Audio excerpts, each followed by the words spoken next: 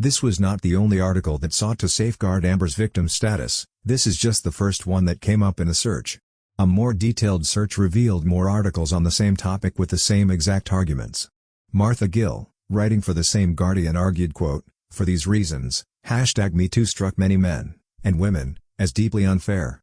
Yet it was merely an attempt to correct a bias that still exists. Female accusers are still routinely treated as if they are lying, both by the public and the courts, more so than other alleged victims of crime. It took the testimony of more than 100 women to bring down Harvey Weinstein. Brett Kavanaugh was not brought down. The fact that she would bring up Weinstein explained why the like-minded people are afraid of Heard's case being generalized to other cases. In other words, they are afraid of the exact same thing they are notoriously known for doing. The idea that Heard is a manipulator, a fantasist and an abuser herself has caught fire across all social media, and some more traditional outlets. Every sexist trope ever used to humiliate and discredit female accusers has been deployed against her at vast scale. Reenacting her testimony of rape and abuse has become a game on TikTok. She has been mocked by Saturday Night Live, and by Chris Rock, Believe All Women, Except Amber Heard, and NSYNC's Lance Bates. Heard's tormentors, many of them young women, do not seem to see themselves as anti-feminist. They believe women, of course, just not this one.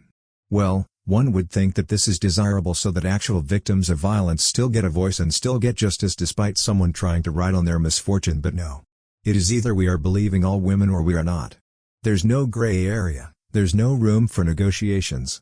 If we don't believe Heard, they imply that we will not believe other women, and so we should believe her as a sign and commitment to believing other women, whether or not Heard's accusers fully realize it then. Setting up bad victims in opposition to genuine ones is a very effective method of unpicking #MeToo. It is only the rare misogynist who outright admits they don't believe women. Their objection has always been just to this one bitch, who is lying. If only the rare misogynist outrightly admits that they don't believe women, what does that make those who say believe all women? Misandrist? What is the difference between the one who says don't believe women and believe all women? #MeToo, the clues in the name, attempted to combat this by linking experiences, all those bitches who weren't believed, so we could see the pattern. In fact, you could say the whole project of feminism is about taking bad things that happened to women, which they thought only happened to them, or were their fault, and calling them by one name. So how about when women do wrong things? The whole project of feminism becomes about sanitizing the women, making sure they are not held accountable, right? #MeToo worked for the reason any feminist movement works: strength in numbers. It is a political movement pushing against incredibly strong forces in the other direction. But when the numbers do not favor the Me Too and feminist movements full of angels, it's all about misogyny, right? Julia Hitz, in an article published by DW and Telegraph India, urged us to forget about Amber Heard turning out to be the abuser because abuse is no longer as important anymore, which is quite interesting, and argued, quote, "Heard is the target of endless criticism. She is attacked by those who still cling to the idea that Johnny Depp is essentially a jovial and eccentric pirate of the Caribbean. Heard is also lambasted by those who prefer to direct their anger toward a young, successful woman instead of an accomplished man. And lastly, she is being singled out by those who would like to turn back the clock because they had taken issue with the #MeToo movement long before this trial ever began. This is clear from comments claiming the #MeToo movement is now dead, based on the inadequacies, contradictions and inconsistencies found in Heard's court testimonies. It is also clear, incidentally, from commentators who have let themselves be instrumentalized to make such claims. In most cases, accusations leveled against abusers are more than justified. Sexual and domestic abuse are real problems. The Heard vs. Depp trial changes nothing about this grim fact.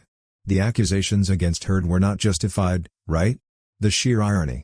The case was about Depp and Heard, but the outcomes of that are being generalized in articles such as these, yet the same articles say generalizations should not be made. Men, not even the likes of poor old Johnny Depp, do not need extra protection.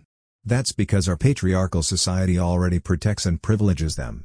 They don't need a #MeToo movement. Men who suffered domestic and sexual violence are naturally included in the #MeToo movement, as the movement's initiator Tarana Burke made clear back in 2006.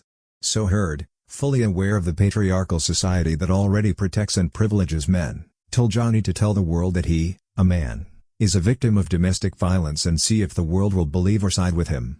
She was fully aware that when it comes to abuse, the world would never believe a man. And she was right. Again, even in the face of recorded evidence, People like these find it hard to believe that a man is a victim of abuse perpetrated by a woman. The Me Too movement urges society to believe alleged female victims first, then ask questions later. When it comes to a man, even evidence is not good enough. And yet, the patriarchal society already protects and privileges men, so they don't need a Men Too movement because they are naturally included in the Me Too movement. If the Me Too movement naturally included men, then the supporters would have supported the victim in this case, who is good old Johnny as they say, by holding the perpetrator accountable. But that's not the case. The movement only supports female victims, and when women are the perpetrators of abuse, holding them accountable is misogyny. The speculations that the Me Too movement was not just about the victims of abuse but also a tool to promote the war on men by the feminist movement are getting serious credibility right now, hence continuously raising the need for a Men Too movement. Urge people to stop hurling insults, fail to hold someone accountable because they are a 36-year-old woman, and claim to fight misogyny while mocking a victim of abuse. Misandry is misandry. A.O. Scott, writing for the New York Times, suggests, quote, "We should know by now that the symmetry implied by that phrase is an ideological fiction, that women who are victims of domestic violence and sexual assault have a much harder time being listened to than their assailants. I don't mean that women always tell the truth, that men are always guilty as charged, or that due process isn't the bedrock of justice. As we will find out, quite paradoxically, this article is more about what the author purports to mean. It is about women always tell the truth and men are always guilty. Anything other than that is a show of misogyny." The author interestingly pointed out that the fact that case was being tried on a civil level, it was less based on facts and more on sympathies. Of course that is a biased take since, 1, there was a lot of evidence that was provided in court by both sides, and 2, the society is more sympathetic towards women than it is towards men. If you doubt that, just hold on for a minute. Let's remain with sympathies as argued by this article for a moment. It is sympathy that got us here in the first place. Sympathy towards an alleged victim of abuse who was abused by a megastar in the bright lights of Hollywood. This sympathy led to the condemnation of the megastar as a wife-beater after he lost the libel case in the UK, which has been constantly referenced by these articles. But when sympathy transfers from who it is socially acceptable to be on, we have people like these going on misandrist rants. Interestingly, this author argues that Johnny is not a better actor than Amber, cheap shot by the way, then goes ahead to list some of his biggest trolls without listing her equivalents on the side, just to prove his point. But anyway. In his testimony, Depp copped to some bad stuff, but this too was a play for sympathy, of a piece with the charm and courtliness he was at pains to display. That he came off as a guy unable to control his temper or his appetites was seen, by many of the most vocal social media users, to enhance his credibility, while Heard's every tear or gesture was taken to undermine hers. The audience was primed to accept him as flawed, vulnerable, human, and to view her as monstrous. Because he's a man. Celebrity and masculinity confer mutually reinforcing advantages.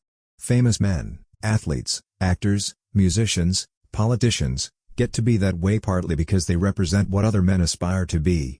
Defending their prerogatives is a way of protecting, and asserting, our own. Could the acceptance of Depp as a flawed human being be based on how he was presented from 2016? Wasn't him being labeled a wife-beater punishment for his supposed imperfections? Wasn't losing the roles in Fantastic Beasts and Pirates of the Caribbean punishment of his imperfections? So at what point did Depp get away with the accusations of being a wife-beater because he is a man who is famous? Did Heard think the same when she was telling him to tell the world that he is a victim of abuse and see if he would be believed? Wasn't the audience's perception of her as monstrous based on her presentation of herself as the saint from the beginning until now? Isn't it clear that believe all women gives women an automatic advantage? While he accused Heard of doing terrible things to him in the course of their relationship and breakup, the lawsuit wasn't about those things. It was about words published under her name, none of which were Johnny Depp. In a sentence the jury found false and malicious. After describing herself as representing domestic abuse, Heard wrote that she felt the full force of our culture's wrath for women who speak out. This time she surely has. Well, from the case, she already made it clear that the op-ed was about Depp, specifically written for publicity because Johnny was more famous. But some people do not even want to believe her while they are supporting her. So the lawsuit was not about his accusations of her in a case where an abuser played to society's perception of domestic violence to label herself a victim? Depp's victory is also theirs. The rage of men whose grievances are inchoate and inexhaustible found expression in a 58-year-old movie star's humiliation of his 36-year-old former wife. I have to wonder, are men okay? That's a sincere question. Does the blend of self-pity, vanity, petulance and bombast that Depp displayed on the stand represent how we want to see ourselves or our sons? That's a rhetorical question. The answer is yes. From the author's picture at the start of this article, it is clear that this is a man asking men if they're okay. The 36-year-old former wife humiliated herself by writing on the social construction of domestic violence and unfairly using the plight of innocent victims of domestic violence for selfish interests. While we teach our sons to never put their hands on women, are we teaching our daughters the same? Are we teaching our daughters not to make false allegations? What do you think the answers to the rhetorical questions are? Scott. Patricia Grishofi, writing for NBC News, states, quote, "The case should provide a sobering look at domestic violence and how it affects both men and women. Instead, the trial has turned into a circus of misogyny and delusion. I am an abuse survivor, and it's particularly damaging to see social media pile-ons focused on a woman who didn't even initially name her abuser. It reminds me that when women allege abuse, they're often put through the ringer, famous or not. Quite interesting coming from an abuse survivor, don't you think? Someone took advantage of your misfortune, but her being held accountable for that is not what you want? So you are siding with an abuser, huh? Anyway, this is what other victims feel. Even if you think that I'm lying, you still couldn't look me in the eye and tell me that you think on social media there's been a fair representation. You cannot tell me that you think that this has been fair. This message is for Amber Heard. And I would like to formally announce that if ever given the opportunity, I will say this to your face. 1, you are a disgrace to women, domestic violence survivors, SA survivors, and people who are survivors of narcissists everywhere. Number 2, you did have a fair fight. You did have a fair trial with people who did not pay attention to the media and who got to hear both sides of the story. And they did not believe you. And guess what? Neither did we. I went in completely open-minded and rooting for you because you're a woman. And as someone who was raised by a narcissist and mentally abused my entire life, I watched Johnny and I wept for him. And then you got on the stand and I was a victim all over again. I was a victim again when you spoke because all I could hear was my dad telling me I wasn't good enough and I deserved what I was getting. Shame on you. Shame on you for trying to destroy an innocent man. And for putting all of us back into the mindset of a victim again. How dare you? And you're doing it again. So, I will say this to your face if ever given the opportunity. You're a liar, you're an abuser, and you're a narcissist, and I feel sorry for your daughter. I pray you get the help that you need. I pray your daughter is okay by being raised by you. And I just want you to leave Johnny alone. He won. He told his story, and we realized who you really were. It was fair. And I'm so over you. A woman who didn't name her abuser initially? Well, she said that it was Depp who made the op-ed about himself but later admitted it was about him, particularly for her publicity because he was more famous. But you don't even believe her, do you? These are two human beings talking about one of the darkest parts of their lives, and we're treating it as entertainment. There's the willful conflation of an actor, Depp, with his most famous and beloved role, Captain Jack Sparrow, the charismatic pirate, blurring the lines between his real life and the public's fantasy. And there's the toxic fandom gone amok as people mindlessly cheer on a man who has already lost a libel trial against the British tabloid The Sun after it called him a wife-beater.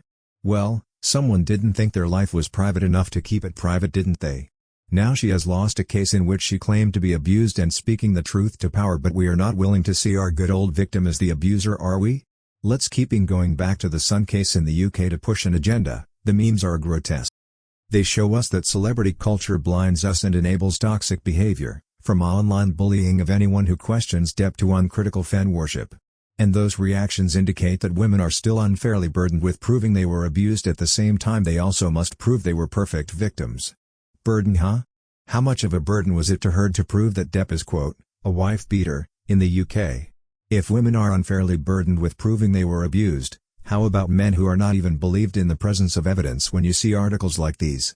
We can never really know what happened in Depp and Heard's relationship, but how the public is consuming this trial is showing us the darkest parts of ourselves, and how we still don't understand the dynamics and nuances of domestic violence. Often, abusers will have histories of violence, but that's not always the case. Abusers can be kind to others while they simultaneously torment their partners. They can be charismatic, smart, funny and attractive. They can be men, women or non-binary. We can never really know what happened? Really? Not even from the recordings? What dynamics and nuances of domestic violence are not understood? That a woman can be the abuser and the man can be the victim? Our abuser in this case played the victim knowing full well she was tormenting her victim. How about just believe what you write? But, as gender justice advocate Farah Khan told Vice, the trial also has the potential to scare victims and survivors of abuse from speaking out because they fear backlash similar to what Heard is getting right now. Why would they? A victim came forward, he was believed, justice was served, and the abuser was held accountable. So why wouldn't victims come forward? Those who won't come forward, at least not as frequently, are those who have the intention of lying. Is that a problem? Jelinek and Novak suggest that trial could have a chilling effect on women coming forward with abuse claims. Well, of course the believe all women narrative took a serious hit, as we have already mentioned, and abuse victims might have a difficult time getting justice. But why is that? Is the case to blame? Wouldn't the case encourage more male victims of abuse to come forward? Or we don't care about them? Anyway, the authors argue quote, for Scards, who directs the clinic at the University of Georgia's Law School, the concern is about the assumption some will make that women are lying. She fears abusers may be newly emboldened to paint their accusers as liars in retaliation for them coming forward. Not all experts fear a chilling effect or, as some have framed it, a threat to the #MeToo movement. Deborah Katz, a Washington employment attorney and perhaps the nation's most prominent #MeToo lawyer, said the Depp case was one of a kind, a thing of itself, who these people were, and the dysfunction in their marriage and the craziness that took place between them. And this was really driven by celebrity. The case, unfortunately, taps into misogyny that already exists, and it's terrible that Amber Heard was put through the kind of character assassination, the smear job that she was put through. Unfortunate, huh? Who started the character assassination, and publicly for that matter? Who started the smear campaign and made the most of it? Didn't she kamikaze her own character? TikTok has tallied nearly 20 billion views for the #Justice for Johnny Depp, compared with some 78 million for #Justice for Amber Heard. Well, someone loved when social media was on their side, but not anymore when it is not. The way in which #MeToo has been co-opted and manipulated during the Johnny Depp vs. Amber Heard trial is a toxic catastrophe and one of the biggest defamations of the movement we have ever seen. Again, whose fault is it? The case? What we experienced in the Depp-Heard trial was a public retelling of intimate partner violence between two privileged white celebrities, the public humiliation and harassment heaped onto Heard. We have already covered that. Social media, Franks added, amplified the power imbalance between the wealthier, beloved actor and his less famous ex-wife. And the trial came at a critical cultural moment, she noted, as the progress women have made in the last 50 years is increasingly under threat, and the #MeToo movement faces backlash. Funny how this is even a talking point in an article that details how Harvey Weinstein lost the appeal of his rape conviction after the jurors saw the sexist comments made by his lawyers against the women. So between the women who brought down Weinstein and Heard, who is more famous? So when does fame and masculinity work and when does it not? Bringing up Weinstein by suggesting that jury should have done the same with the Depp case is doing the exact same thing these advocates allegedly fear: generalization. Have a problem with generalization when it doesn't favor you, but when it pushes your agenda, believe all women, utilize it to the max.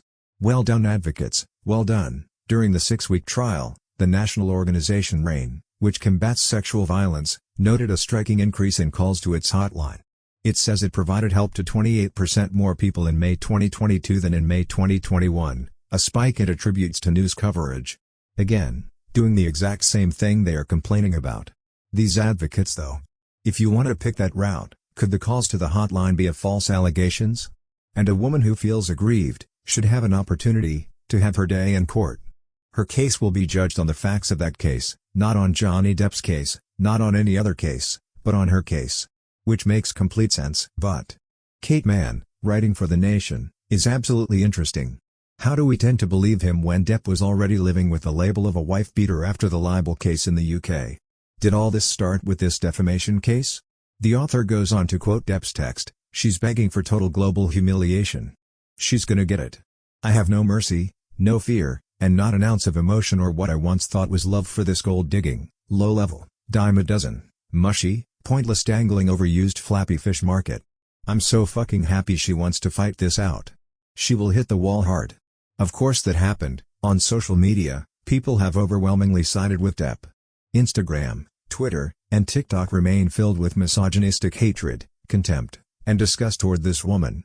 This is just what happens when a woman accuses a rich and powerful white man of sexual and domestic violence. Such a woman must be a perfect victim, or maybe simply perfect, to avoid becoming the target of a smear campaign against her on the internet. Of course, throw in race and gender to push an agenda. Then go on and on and on about the UK trial, which those who have tried to explain why he lost there and won in the States have largely argued on the differences in the evidences used or acceptable in the two trials. If you read most people's social media feeds, Heard abused Depp more than the reverse. The evidence for this theory is flimsy. Depp's defense rested on the idea that Heard's allegations were part of an elaborate hoax to bolster her career and get his money in the event of their eventual divorce.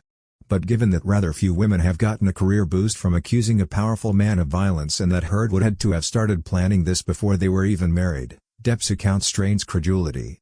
Well, she got the role in Aquaman, didn't she? She got the money and claimed to have donated it to appear she didn't want it, but how did that go? Plus, did his defense really rest on any of this?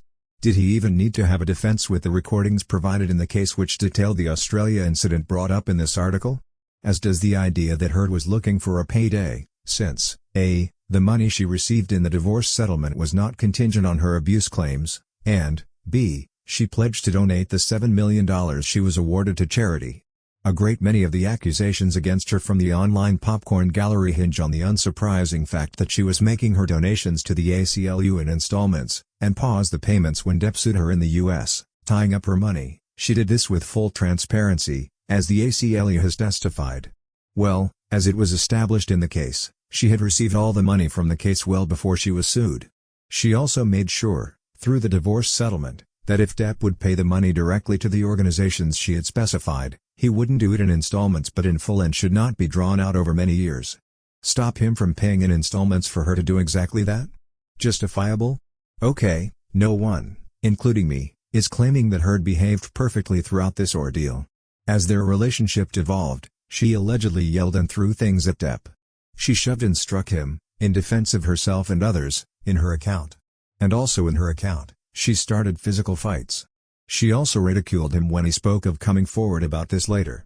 But she does not have to be a paragon of virtue for the purpose of either the court case or to recognize the dynamics that I believe are most likely in play here. A powerful, rich white man abuses his female partner for years, and when she finally fights back, he weaponizes the legal system to punish, silence, and smear her as the real monster.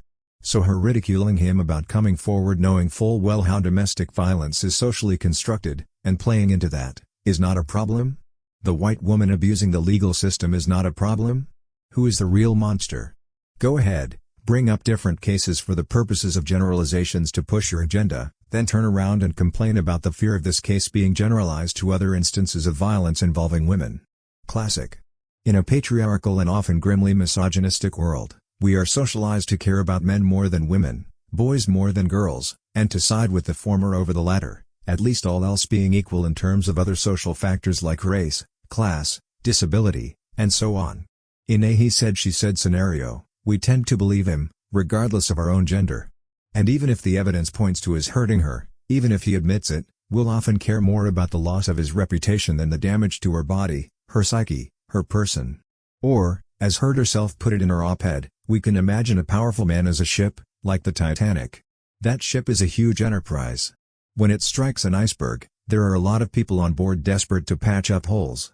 This applies both to people on a man's payroll and people so invested in his reputation that they'll do anything to preserve it. Where does anyone even begin with this? If we really care more about men, how do people end up convicted over false allegations? How does an abuse victim become labeled a wife-beater and end up professionally blacklisted out of the largest roles in his career? What happened to believing him when he said he is not a wife-beater? What does the evidence from the defamation trial, which was not included in the libel case in the UK, point towards. Even if he admits, right? Well, she did admit on tape. What did you care more about? Did you care about the damage to his body, his psyche, and his person? Or did you care about her reputation? Do these people even listen to themselves? Let alone believe what they are writing. The abuser thereby plays into the hands of people who believe that misogyny involves hating a woman with the conscious thought that she's a woman. This naive view misses the fact that misogyny often traffics in moralism, the sense that women who are imperfect are positively evil and that women who are not perfect victims do not deserve justice and were asking for their mistreatment. He could have killed you, said one viral TikTok video in support of Depp. He had every right. The video had over 222,000 likes before the company removed it. The abuser in our case played to the social construction of domestic violence, but you write a whole article condemning what she did in every other possible scenario but the one in question. Why? Because it is a woman? A woman who is abusing a quote white famous man? Define misandry. The whole killing her has already been discussed in the Burning Bed movie and is permitted in the US, but only for women in the name of the battered woman syndrome. When reversed, it's not only acceptable, it is even censored. The misogynistic patriarchy they call it. He alleged that a few lines in the Washington Post op-ed constituted defamation, even though she did not name him or mention any specific wrongdoing. Even if Depp's claims are true, she still didn't defame him. She wrote that she was a public representative of domestic abuse, a fact that is indisputable. And her claim that she faced our culture's wrath for having spoken up about sexual abuse is harder to deny than ever. Same old, same old.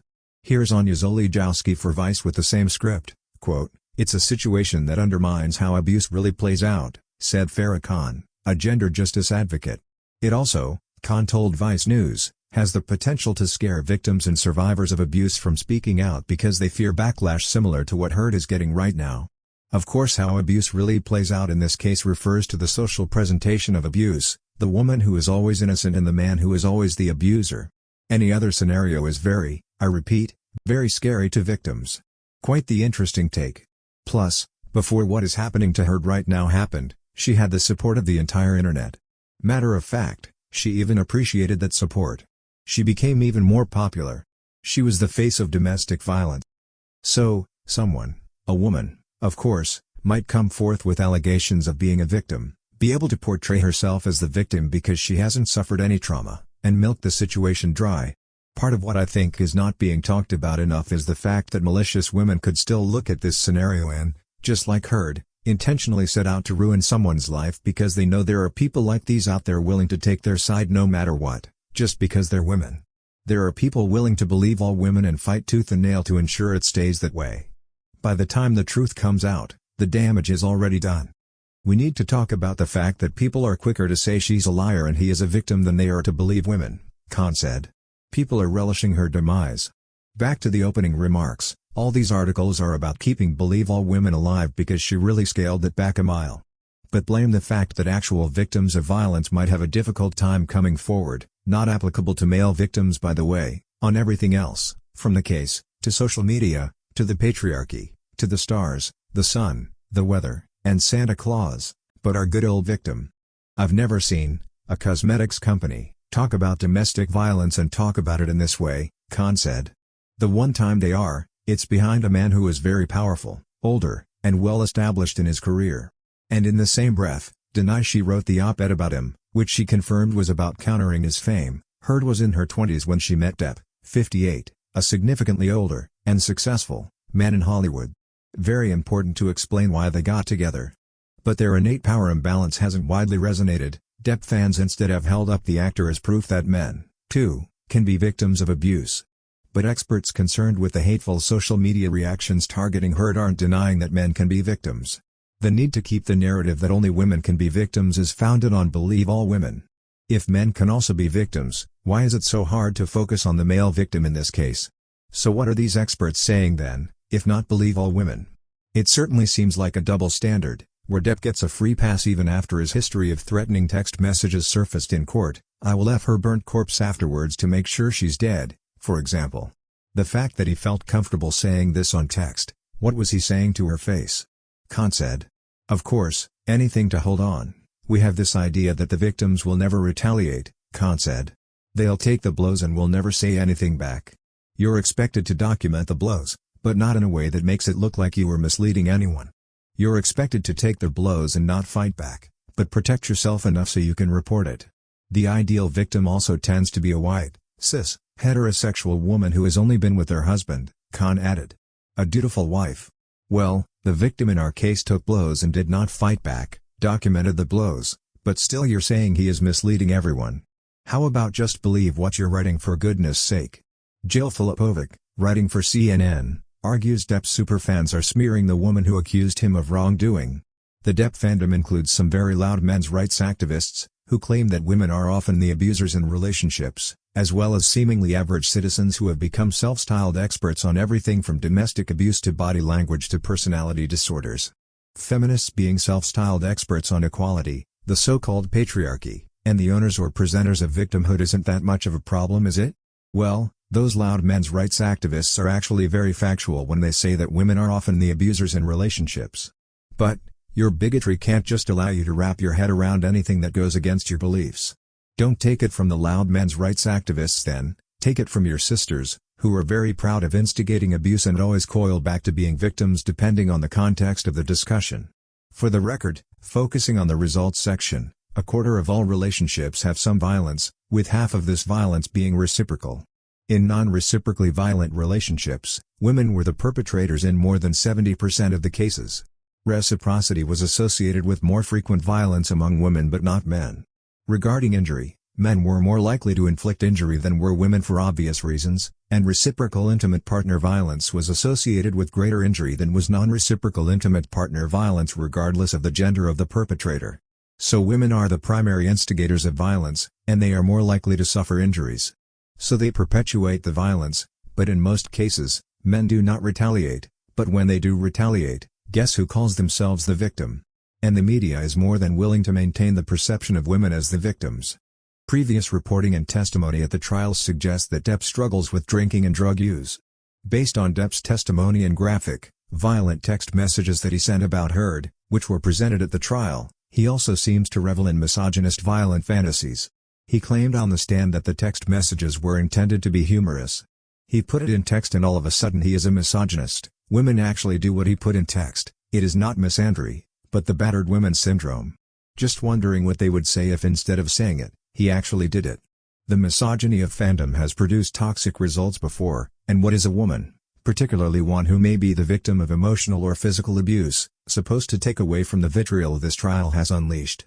And the answer to that question matters, because the reality is that abuse is very much a gendered issue. Women face much higher rates of intimate partner violence and are much more likely to be injured or killed by an intimate partner. Well, all these claims, especially of abuse being a gendered issue, are subject to a very lengthy discussion that cannot be done in this video because it is already so long, but in a nutshell, according to this study by Archer, women were more likely than men to throw something at the other, slap, kick, bite, or punch, and hit with an object. Men were more likely than women to beat up, and to choke or strangle. This other study by Depp-Heard examined 155 scholarly investigations, 126 empirical studies and 29 reviews and/or analyses, which demonstrate that women are as physically aggressive, or more aggressive, than men in their relationships with their spouses or male partners. The aggregate sample size in the reviewed studies exceeds 116,000. This updated study by Depp-Heard annotated 343 scholarly investigations demonstrating that women are as physically aggressive as men, or more, in their relationships with their spouses or opposite-sex partners, with the aggregate sample size being 440,850. So, studies involving over 500,000 respondents finding that women are as physically abusive as men, and some finding that women are more abusive. But, let's only use statistics from the United Nations, which of course, has UN women and nothing related to UN men, to push our agenda. Ironically, or perhaps predictably, the protestations of Depp's total innocence have turned into online mobs swarming anyone who disagrees and believes that Heard is the victim. Heard supporters are routinely attacked and abused online, their accounts are mass reported and sometimes suspended, and they are subject to streams of misogynist vitriol, all, apparently, to make the case that Depp isn't an abuser. Meanwhile, Heard's testimony is mocked and ridiculed. And even Depp's daughter is being targeted for online abuse by Depp fans who believe she is insufficiently supportive of her dad. Well, this is what happened when the internet was on Heard's side, you know, Depp became a meme. This is what happened to anyone who tried to be on Depp's side back then. This wasn't a problem then, it is a problem now, right? Can serve it but you can't have it? The TikTok video where the user said Depp would have killed her was censored after getting over 200,000 likes. Did they really have a problem with an account being constantly reported? The lesson seems to be that who is believed in a situation in which there are mutual accusations of domestic violence will depend on popularity, and that men will be given the benefit of the doubt, while women will be ridiculed for their tears. What happened when he was labeled a wife-beater even after denying that he was? What happened to his fame back then? What happened to the benefit of doubt when he was leaving Fantastic Beasts and Pirates of the Caribbean? Were her tears being ridiculed back then? Wasn't all this an outcome of her being given the benefit of doubt? Trial watchers obsess over the tiniest details to claim that Heard is a drug user and therefore untrustworthy. Depp, meanwhile, has well-documented and admitted issues with drug and alcohol abuse that don't seem to factor into his defender's case. Well, you're also a trial watcher and Heard's abuse of Depp was well documented in the case, including her being the aggressor, but do you factor that into defending her case? How do you complain about something you are doing? Meghna Banjan with the same arguments, including the increased likelihood of women being victims of violence. Harriet Williamson, writing for Independent, took an issue with how Depp celebrated his victory, calling it distasteful for a man to spend his money on himself while expecting some more from a woman. Brought up Depp's fame as the reason why the internet was against Heard. Expected Depp to somehow talk to his fans to tone it down as if they are small children, yet they never expected the same of Amber. Charlotte Proudman decided to bring down all the victims of abuse with Heard. But before that, she started with calling out people for blindly supporting Depp. So with this one, men have power and institutions that support that power, which Heard's case supported as she claims. She also took issue with the trial being televised or being public when Heard is the one who went public with all this. Still took issue with how Johnny celebrated the victory. Just like every other one of these outlets held on to Heard being the victim because of the UK case, despite Heard being documented on tape confessing to starting physical fights, she doesn't believe her. Despite numerous other outlets explaining why he lost the UK case, which was against The Sun, and won the US one, which was against Heard and not the Washington Post, most of the explanations surrounding differences in the evidence used in the two jurisdictions. The gender of the jurors became an issue. Again, just like everyone else, she did a generalization of her own while complaining about Heard's case being the blueprint for silencing victims, of course, talking about women. Further arguing that women have been silenced again because a woman has been held accountable for her actions. This "if you dare to make the person political you will be punished" line is quite interesting, especially with the recent overturning of Roe v. Wade. This line is in reference to the allegation that the case is a step towards keeping domestic violence indoors. The interest in the line is this: overturning Roe v. Wade is regarded as politicizing women's bodies, which, judging by the protests that unfolded, the women and like-minded people are against the person being political. But, when we get to domestic violence, then they have an issue with anything they regard as not making the person political, and they're even vocal about it. What do these people want though? On to this other one: she was busy in June. This kind of thinking is what gets us to the battered woman syndrome, where women, and only women, are allowed to kill their sleeping husbands instead of leaving when an immediate threat doesn't exist and then end up getting away with it. You can see how widely it is being promoted. Again, not letting go of the UK libel case like everyone else. How do you constantly talk about the libel case in the UK, where The Sun condemned Depp for being a wife-beater, then turn around and ask where are the headlines asking if Depp is the perpetrator? From all the recordings presented in court, it was Heard reliving abuse and trauma? These people though question how victims without money, fame, injuries, and threatening texts will be treated by the justice system while completely ignoring the evidence brought by someone with all that, just because they're a man. How about a man with evidence but without all these? Again, when Heard told Depp to tell the world that he, a man, is a victim of abuse and see if they will believe or side with him, she knew exactly what she was talking about. These people are just unbelievable. Why didn't you say no? You provoked him. You were abusive. It's your fault. She did say she was abusive, she did say she provoked him, she followed him around while he avoided her. But her victim status being cast in stone, all of this is victim blaming that renders the perpetrator invisible. Ironically, all these articles are seeking to render the perpetrator in this case invisible. It doesn't matter if she confesses to starting physical fights, all these articles still support her. Let's pick one from their book. If a man with all the fame and the power as clearly put here, was abused and framed by their abuser, how about the ordinary man? Heard knew that even if Depp told the world that it was mutual abuse, A fair fight, he still wouldn't be believed. And she was right. Patriarchy they call it. For the record, this is also independent that is so quick to label people misogynistic. They already have a pattern, so no need to waste time on the obvious. This is cut, same old arguments on Depp being a famous man, forget everything else. The author, just like all the rest, took issue with social media and its supposed role in the case. She analyzed the case and concluded that false allegations of abuse are, quote, exceedingly rare, and questioned why the idea that women falsely accuse men is not dying.